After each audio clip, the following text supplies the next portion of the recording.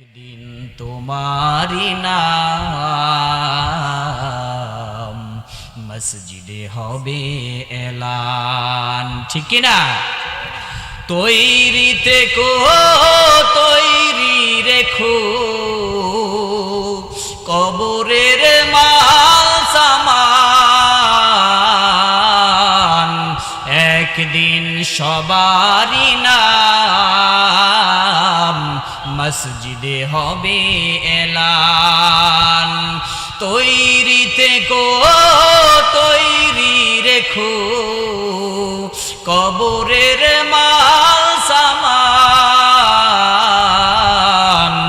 একদিন তোমারি নাম মসজিদে হবে এলান। একদিন তোমাকে পরিয়ে কাফন সঙ্গী স্বজন করবে দাফন। হঠাৎ চলে যাবে আদরের ধন, প্রিয় মা বাবার ভাসিয়ে নয়ন। তৈরি থেকো, তৈরি রেখো। এলাকার মানুষ ডাক দিয়া বলে, দেখ দেখ, বাচ্চা সেকেন্দারের মনে হয় দুনিয়াতে আল্লাহ থেকে এত অর্থ সম্পদ দান করলো, সারা দুনিয়ার একজন শাসক বানিয়ে দিল, তারপরেও মনে হয় তার স্বাদ মিটে নাই, তার লোভ মিটে নাই। সে মনে হয় আরো চায়, মৃত্যুর পরেও চায়। এই জন্যই মনে হয় দুইটা হাত বাহির করে দিয়েছে। আল্লাহর ওলিরা বলেন, ইমানদারেরা বলেন, না না না, কি জন্য বাচ্চা সেকেন্দার দুইটা হাত বাহির করাইতে বলেছেন শুনে নাও। ইমানদারেরা বলেন, বাদশা সিকান্দার জুলকারনাইন বোঝাইতে চাইছেন যে আমি একজন শাসক ছিলাম, সারা দুনিয়ার ক্ষমতা আল্লাহ আমাকে দিয়েছে, দেওয়ার পরেও কিন্তু আজকে এই খালি দুইটা হাত নিয়ে কিন্তু কবরে রওয়ানা। দুইটা হাতের মধ্যে করে কত টাকা পয়সা, অর্থ সম্পদ, কত কিছু লুটাইছি রে বাবা, কিন্তু আজকে দুনিয়ার থেকে বিদায় নিয়ে যাওয়ার পর খালি দুইটা হাত নিয়ে কিন্তু কবরে যাইতে হবে। কেউ কিন্তু কিছুই সাথে নিয়ে যাইতে পারবো না। এই জন্য আমাদেরকে একটু চিন্তা ভাবনা করা দরকার। ওই কবরের মধ্যে কোনো বন্ধু বান্ধব সাথী কেউই থাকবে না। কবরটা হবে এমন একটা জায়গা যেই কবরের মধ্যে কিছুই থাকবে না। গুনাহগার বান্দার জন্য কবরটা কত বড় ভয়ঙ্কর শাস্তির একটা জায়গা। আল্লাহ বলেন, কিয়ামতের ময়দানে গুনাহগার বান্দাকে আমি আল্লাহ কবরের মধ্যে থেকেই তার শাস্তি শুরু হয়ে যাবে। আর আমি আল্লাহ কিয়ামতের ময়দানে কিন্তু যার যার আমল নামা তাকেই দিয়ে বলবো, পড়, ইকরা কিতাবাক কাফা বিনাফসিকাল ইয়াউমা আলাইকা হাসিবা। যার যার আমল নামা আজকে তারাই পড়ে দেখ কি আমল করেছো তোমরা, যার যার আমল নামা তাই তাই পড়ে দেখ। এজন্য একটু কবরের চিন্তা করো রে বাবা। কোন জমিনের মাটি যেন আমাদের জন্য রেডি হয়ে আছে, কোন বাঁশের কোন ঝাড়ের বাঁশ যেন আমাদের জন্য রেডি হয়ে আছে, কোন পাশের মাটি যেন আমাদের জন্য রেডি হয়ে আছে। আজকে এখন এইখানে আপনারা আমরা বসে আছি, একটা সেকেন্ডেরও গ্যারান্টি নাই আগামীকালকে মাইকে কার জানি নাম ভেসে উঠবে। কথা বলেন ঠিক কিনা? মাইকে কার জানি নাম এলান হয়ে যায়, কার জানি নাম আগামীকালকে ফজরের সময় মাইকে বেজে ওঠে রে বাবা। এই জন্য একটু চিন্তা করে দেখেন, দুনিয়া কিছুই না, দুনিয়া কিছুই না, সকলে একদিন চলে যাব। কবে জানি আমাদের নাম মসজিদের মাইকে এলান হয়ে যায়। একদিন তোমারি নাম মসজিদে হবে এলান, ঠিক কিনা? তৈরি থেকো, তৈরি রেখো কবরের মাল সামান। একদিন সবারই নাম মসজিদে হবে এলান। তৈরি থেকো, তৈরি রেখো কবরের মাল সামান। একদিন তোমারি নাম মসজিদে হবে এলান। একদিন মাকে পরিয়ে কাফন, সঙ্গী স্বজন করবে দাফন। হঠাৎ চলে যাবে আদরের ধন, প্রিয় মা বাবার ভাসিয়ে নয়ন। তৈরি থেকো তৈরি রেখো সুন্নতি আমল ঈমান, একদিন তোমারি নাম মসজিদে হবে এলান। তৈরি থেকো তৈরি রেখো কবরের মাল সামান, একদিন তোমারি নাম মসজিদে হবে এলান। নামে সামান জারি হলে করবে আটক, বন্ধ হয়ে যাবে জীবন নাটক। থাকবে না বাহাদুরি দেহে যৌবন, ফুরিয়ে বসন্ত আসবে শ্রাবণ। তৈরি থেকো তৈরি রেখো সুন্নতি আমল ঈমান, একদিন তোমারি নাম মসজিদে হবে এলান, একদিন সবারি নাম মসজিদে হবে এলান।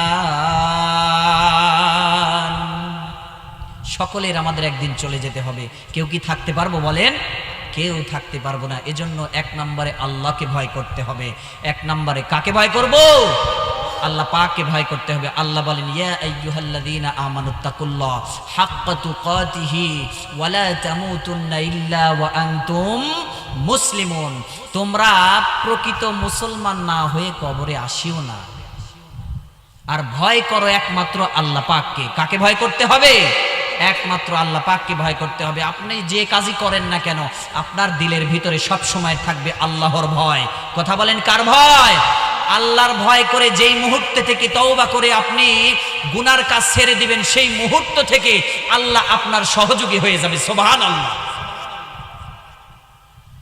উমরের শাসনকালের মধ্যে হযরত উমর একদিন রাতের বেলায় কেমন আল্লাহর ভয়, ছোট্ট 2 মিনিটের একটা কথা বললে বুঝবেন গো বাবা। উমরের শাসনকালে হযরত উমর রাতের বেলায়, গভীর রাতে যখন প্রজাদের খবর নেয়ার জন্য হযরত উমর রাতের বেলায় এলাকার মধ্যে হাঁটাহাঁটি করতেছেন। ইতিমধ্যেই কিছু দূর দূরে তাকিয়ে দেখেন একটা যুবক চাদর মুড়ি দিয়া, ঠান্ডার মধ্যে চাদর মুড়ি দিয়া হাঁটি হাঁটি পা পা করে উমরের দিকে রওনা। রাস্তা দিয়ে আসতেছেন, সামনেই উমরের সামনে দেখা হয়ে গেল। উমরের সামনে দেখা হওয়ার পরে এইবার উমর বলতেছেন, এ যুবক, রাতের বেলায় তুমি, গভীর রাতের বেলায় তুমি কই যাও? কে তুমি যুবক? এইবার যুবকটা উমরকে খেয়াল না করেই হেঁটে যাওয়ার কারণে উমরের কণ্ঠ শোনার সাথে সাথেই ওই যুবকটা লাফিয়ে উঠে বলতেছেন, খলিফাতুল মুসলিমিন, আমি রাতের বেলায় গভীর রজনীতে আমার মা পাঠিয়েছেন, আমি যাচ্ছি আমার বোনের বাড়ি। এইবার উমর বলতেছেন, এত রাতের বেলায় কোথা থেকে আসছো? কেন আসছো? কোথায় যাচ্ছ? যুবক বললেন, আমি আমার বোনের বাড়ি যাচ্ছি, মা পাঠিয়েছেন। তোমার চাদরের মধ্যে কি যেন দেখা যায়, বলো চাদরের মধ্যে কি, হাতের মধ্যে কি তোমার? এইবার ওই যুবকটা কি করেছিল?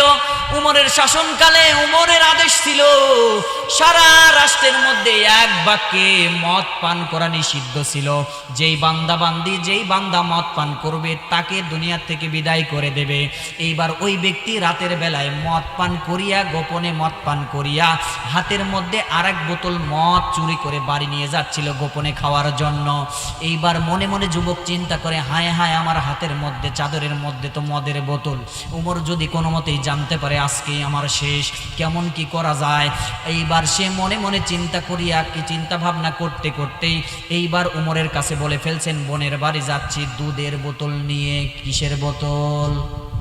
দুধের দুধের বোতল নিয়ে, অথচ হাতের মধ্যে কিসের বোতল? মদের বোতল। এইবার ওমর বলতেছেন, এ যুবক, দাও দেখি তোমার মদের বোতল দাও, তোমার দুধের বোতল দাও, তোমার দুধের বোতলটা একটু দেখি চেক করি। এইবার ও যুবকটা মদের বোতলটা উমরের হাতে দিতে দিতে মনে মনে আল্লাহকে ডাক দিয়ে বলছেন, আয় আল্লাহ, আজকে যদি আপনি আমাকে এই উমরের হাত থেকে বাঁচিয়ে দেন, মনে মনে তওবা করে নিলাম আল্লাহ, আর জীবনে কোনোদিন মদ পান করব না। এই কথা বলতে বলতে উমরের হাতে এইবার মদের বোতল যখনই দিয়ে দিয়েছেন, সঙ্গে সঙ্গে মদের বোতলটা দুধের বোতলে পরিণত হয়ে গিয়েছেন। সুবহানাল্লাহ। উমর বলতেছেন, এই যুবক কিসের বোতল? যুবক তো থরথর করে কাঁপতেছেন, হায় হায় মদের বোতল। উমর বোতলটা নিয়ে বোতলের মুখটা খুলিয়া নাকের কাছে দিয়ে দেখে, হ্যাঁ দুধের বোতল। এইবার উমর বলতেছেন, যাও যুবক, তুমি চলে যাও, তোমার আর কোনো সমস্যা নাই, তাড়াতাড়ি করে চলে যাও। যুবক এইবার অবাক হয়ে গিয়েছেন, ডাক দিয়ে বলতেছেন, খলিফাতুল মুসলিমিন, ও খলিফাতুল মুসলিমিন, সত্য কথা বলতে আজকে আমি গভীর রাতের বেলায় আপনার রাজ্যের মধ্যে তো মদ পান করা হারাম, নিষেধ করে দিয়েছেন, কিন্তু আমি গোপনে গোপনে চুরি করিয়া মদ পান করেছি, আর এই এক বোতল মদ আমি বাড়িতে নিয়ে গিয়ে খাবো, এই জন্য চাদরের মধ্যে করে মুড়িয়ে নিয়ে যাচ্ছি। কিন্তু খলিফাতুল মুসলিমিন, যখনই আপনার হাতের মধ্যে আমি বোতলটা দিচ্ছিলাম, তখনই মনের মধ্যে আমার একটা কেমন জানি হয়ে উঠলো। ওই সময় আমি আল্লাহকে ডাক দিয়ে বললাম, আল্লাহ, আজকে যদি আপনি উমরের হাত থেকে আমাকে বাঁচিয়ে দেন, জীবনে কোনোদিন আর মদ পান করব না, জীবনে কোনোদিন আর খারাপ কাজ করব না, তওবা করে নিলাম। ও খলিফাতুল মুসলিমিন, আমি যখনই এই নিয়তটা করেছি, আর আমি কাঁপতে কাঁপতে আপনার হাতের ভিতরে আপনারা হাতের ভিতরে যখনই মদের বোতলটা দিলাম, ঠিক আমি বুঝতে পারলাম না মদের বোতল কেমনে দুধের বোতল হয়ে গেল। উমর বলতেছেন, যেই বান্দা বান্দি গুনাহের কাজ করতে করতে করতে করতে যেই মুহূর্ত থেকে খালেস নিয়ত করবে, যেই মুহূর্ত থেকে খালেস নিয়ত করবে, ইন্নামাল আমালু বিন্নিয়াত। আমি ঘরে বসে ইনার ওয়াজটা আমি শুনতেছিলাম, কথা দুই একটা বোঝা যাচ্ছিল, খুব ভালো এই হাদিসটা তিনি পড়েছেন। প্রত্যেকটা কাজ কিন্তু নিয়তের উপরে নির্ভরশীল। নিয়ত যখন থেকেই কোনো বান্দা বান্দি করবে যে আজকের থেকে নিয়ে, এই মুহূর্ত থেকে নিয়ে আর জীবনে কোনোদিন গুনাহের কাজ করব না, নামাজ ছাড়বো না, দাড়ি কাটবো না, অন্যায় কাজে লিপ্ত হব না, গুনাহের কাজে যাব না, ভালো কাজের দিকে অংশগ্রহণ করব, ভালো কাজের সহযোগিতা করব, গুনাহের কাজ গান বাজনায় যাব না, মোবাইল ফোন গোপনে গোপনে চালাবো না, এরপরে বাবা মায়ের সাথে অন্যায় অত্যাচার করব না, সমাজের মধ্যে যারা অন্যায় কাজে লিপ্ত থাকে তাদের সহযোগিতা করব না, তাদের সঙ্গী হব না। যেই মুহূর্তে থেকে এমন নিয়ত করিয়া কোনো বান্দা বান্দি যখনই ফিরে আসবে আল্লাহর দিকে, সেই মুহূর্ত থেকে আমার আল্লাহ তার সহযোগী হয়ে যাবে। সুবহানাল্লাহ।